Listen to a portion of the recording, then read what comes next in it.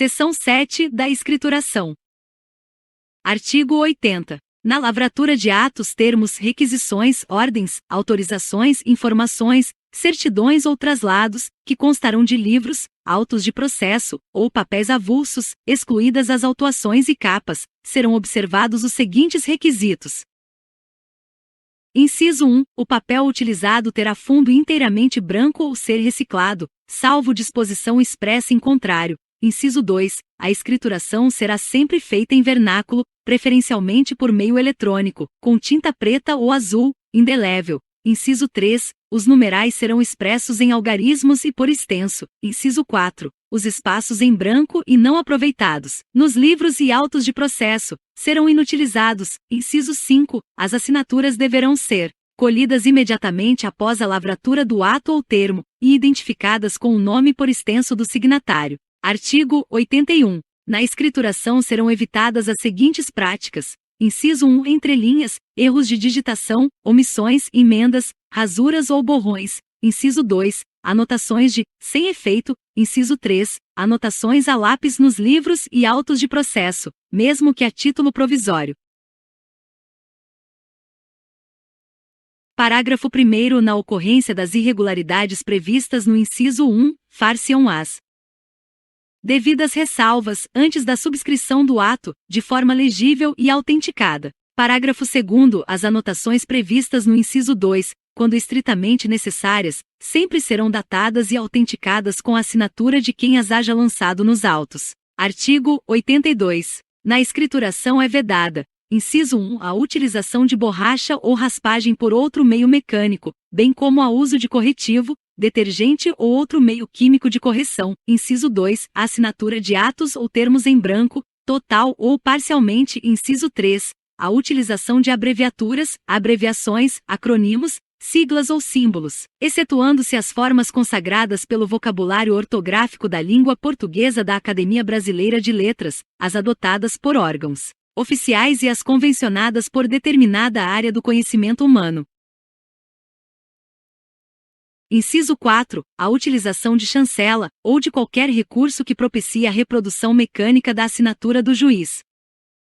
Artigo 83. A escrituração de termos, atos e papéis em geral observará os critérios da clareza, objetividade e síntese, sem descuidar da perfeita individualização de pessoas, fatos ou coisas, quando necessária. Parágrafo 1º. A qualificação das pessoas trará os elementos necessários à sua identificação.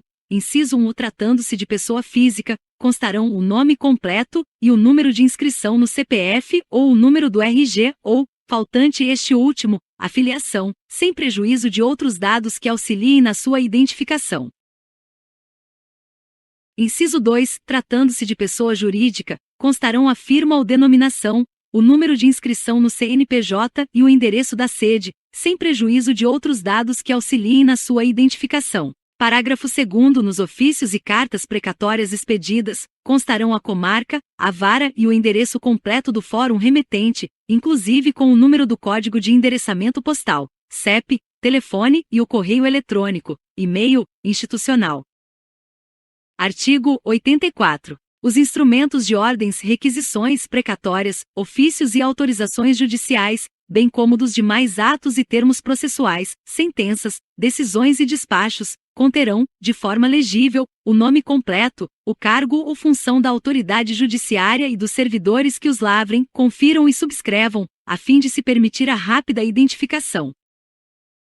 Parágrafo 1º. O escrivão certificará a autenticidade da firma do juiz que subscreveu o documento, indicando-lhe o nome, o cargo e o exercício no juízo, nas seguintes hipóteses.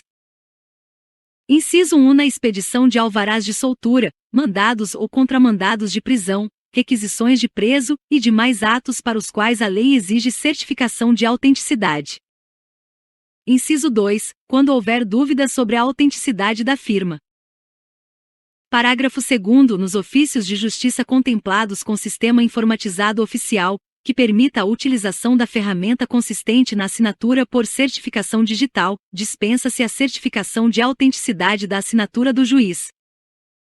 Artigo 85. Os mandados, as cartas postais, os ofícios gerais de comunicação, expedidos em cumprimento de ato judicial, em não havendo determinação do juiz em sentido contrário, serão assinados pelos escrivães, declarando que o fazem por ordem do juiz.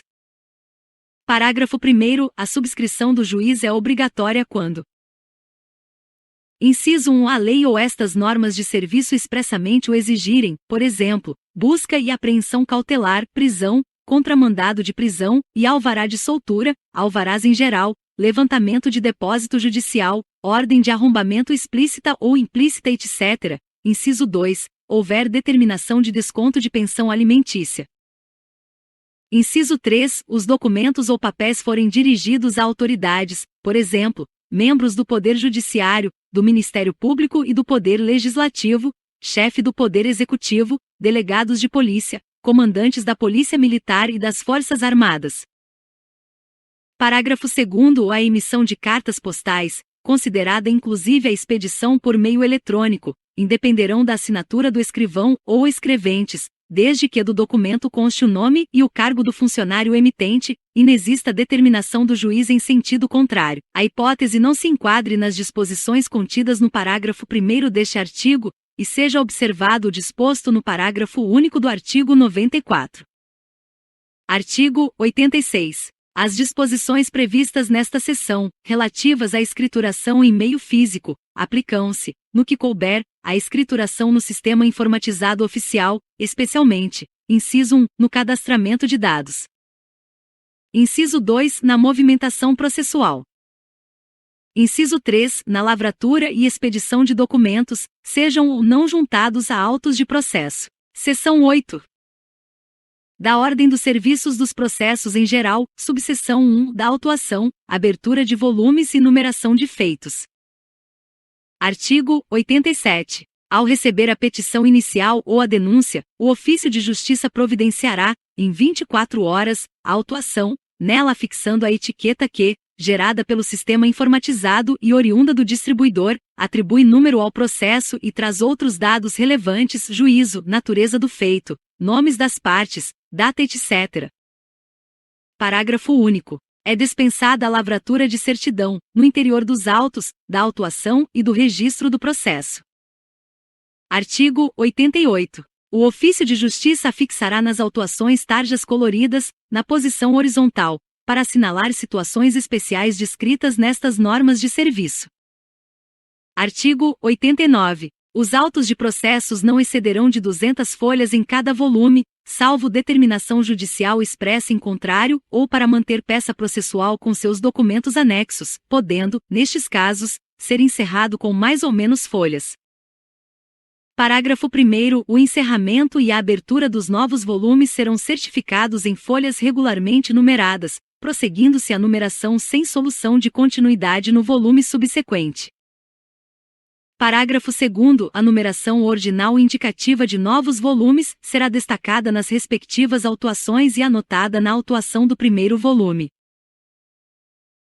Artigo 90. Nos feitos antecedidos por procedimentos preparatórios, a peça inaugural, petição inicial de ação civil pública, representação em procedimento afeto à área infracional da infância e juventude, denúncia em ação penal pública, etc., terá numeração própria, apondo-se o número da folha, seguido da letra I1, I2, I3, de tal forma que a numeração dos mencionados procedimentos preparatórios, inquéritos civis, comunicações de atos infracionais, inquéritos policiais, etc., seja sempre aproveitada integralmente.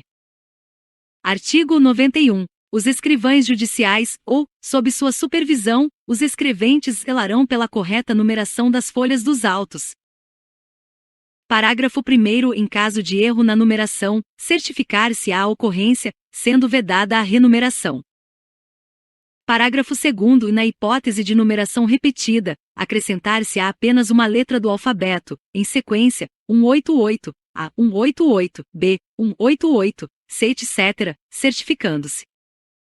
Subseção 2. Da recepção e juntada de petições, dos atos e termos judiciais e das cotas nos autos. Artigo 92. É vedado aos ofícios de justiça receber e juntar petições que não tenham sido encaminhadas pelo setor de protocolo, salvo, inciso 1, quanto às petições de requerimento de juntada de procuração ou de subestabelecimento apresentadas pelo interessado diretamente ao ofício de justiça, caso em que o termo de juntada mencionará esta circunstância, inciso 2, quando houver, em cada caso concreto, expressa decisão fundamentada do juiz do feito dispensando o protocolo no setor próprio.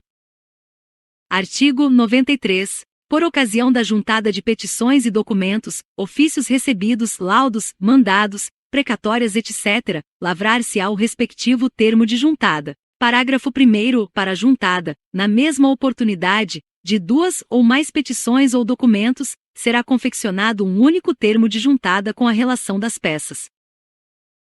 Parágrafo 2º. É vedado o lançamento do termo de juntada na própria petição ou documento a serem encartados aos autos. Parágrafo 3º. Recebidas petições via facsímile ou por correio eletrônico, e-mail, diretamente no ofício de justiça ou na vara, será imediatamente lançado o número de protocolo no corpo do documento, para oportuno controle dos prazos previstos no caput e parágrafo único do artigo 2º da Lei Federal nº 9.800, de 26 de maio de 1999. Parágrafo 4º. Recebida petição inicial ou intermediária acompanhada de objetos de inviável entranhamento aos autos do processo, o escrivão deverá conferir, arrolar e quantificá-los, lavrando certidão, sempre que possível na presença do interessado, mantendo-o sob sua guarda e responsabilidade até encerramento da demanda. Artigo 94. Todos os atos e termos do processo serão certificados nos autos e anotados no Sistema Informatizado Oficial. Parágrafo único. Dispensa-se a certificação e anotação de que trata o caput com relação à emissão de documento que passe a fazer imediatamente parte integrante dos autos, ofícios expedidos, mandados, etc., por original ou por cópia, rubricado pelo emitente. A data constante do documento deverá corresponder à de sua efetiva emissão. Artigo 95. Ressalvado o disposto no artigo 140, é vedado o lançamento de termos no verso de petições, documentos, guias, etc., devendo ser usada, quando necessária, outra folha, com inutilização dos espaços em branco. Artigo 96. São vedados o lançamento de cotas marginais ou interlineares nos autos, a prática de sublinhar palavras à tinta ou a lápis, ou o emprego de expressões injuriosas nos escritos apresentados no processo, incumbindo ao serventuário, ao constatar a irregularidade, comunicá-la imediatamente ao juiz. Subseção 3. Da movimentação dos autos. Artigo 97. Deverá ser feita a conclusão dos autos no prazo de 1 dia e executados os atos processuais no prazo de 5 dias. Parágrafo 1º. Os juízes atenderão, preferencialmente, a ordem cronológica de conclusão para proferir sentença ou acórdão. Parágrafo 2º. O escrivão atenderá, preferencialmente, a ordem cronológica de recebimento para publicação e efetivação dos pronunciamentos judiciais. Parágrafo 3º. Serão considerados para fins do que dispõe o artigo 12 do Código de Processo Civil os processos físicos com movimentação, conclusos para sentença. Artigo 98. Constarão dos termos de movimentação dos processos a data do efetivo encaminhamento dos autos e, sempre que possível, os nomes, por extenso, dos juízes, representantes do Ministério Público, advogados ou daqueles a quem se refiram. Parágrafo 1º. São vedados, sob qualquer pretexto, termos de conclusão ou de vista sem data, ou, ainda, a permanência dos autos em cartório depois de assinados os respectivos termos.